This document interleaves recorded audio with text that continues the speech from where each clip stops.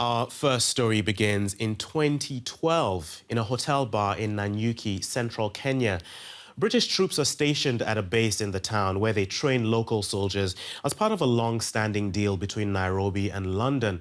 But that night, a young Kenyan woman disappeared after meeting two of the British soldiers. Months later, she was discovered dead, brutally murdered. She left behind a baby daughter. 9 years later, her family and friends are still seeking justice, as our correspondent Mariel Muller reports.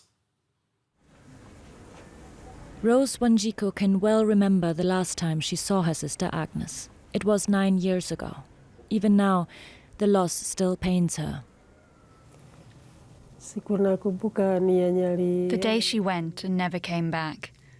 That's the day we spoke for the last time. And I never saw her again. When I found her, she was dead.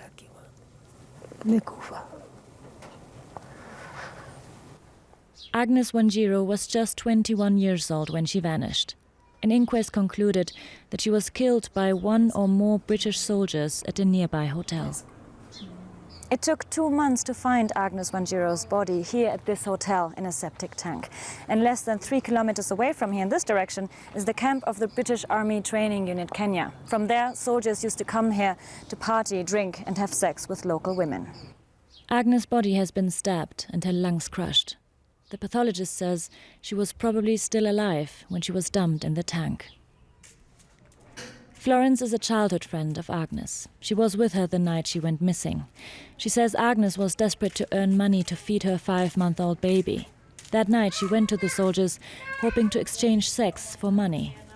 The last time she saw her alive, she was sitting together with 2 British soldiers at the hotel bar. Florence says back then she could have identified the men, without a doubt. She blames the Kenyan police for not investigating immediately. If they rushed, if they could have even brought those guys, we could have recognized them. Right now, we cannot recognize those guys because too much of time has been wasted. 9 years, it's a lot of time.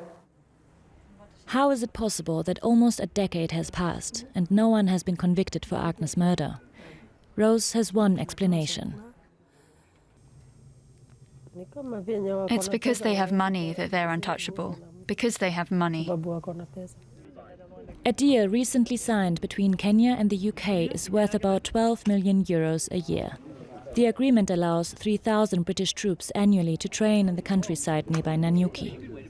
Observers say there could have been an incentive to not investigate. British soldiers, especially those from the unit in Nanyuki, are alleged to have committed ongoing abuse over recent decades. They've been accused of environmental crimes, assault, murder and rape. In 2013, Amnesty International said that at least 650 women had been raped by British soldiers since the mid-1960s. Agnes' friend Florence says that even today, the troops are still abusing their position of strength.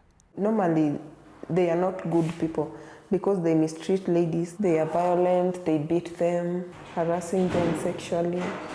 Kenyan girls, most of them, they are desperate. And if you could get one of those guys, maybe he can give you some money. That is why they take advantage for Kenyan girls.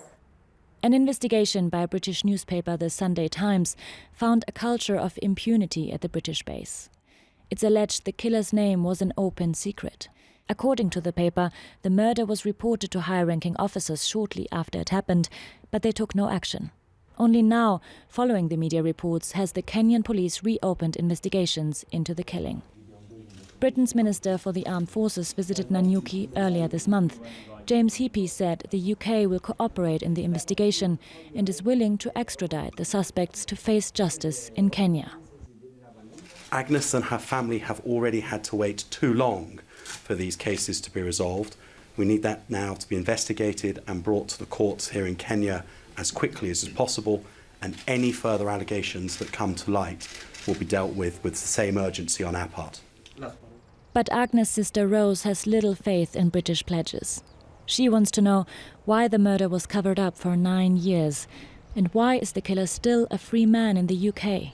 She blames the British government and the Kenyan police. And she has no doubt, had it been the other way around, if her sister had killed a British soldier, then there would have been swift consequences.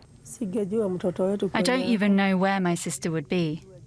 She would have been jailed for life, for sure. I would have never seen her again. But she was just a child with no money. We don't have money like these British soldiers. Rose has now instructed a British law firm to challenge the Ministry of Defence's failure to investigate her sister's killing. Her biggest hope is that she'll one day receive financial compensation to provide a good education for Agnes' daughter. Stacey was just a baby when her mother was killed.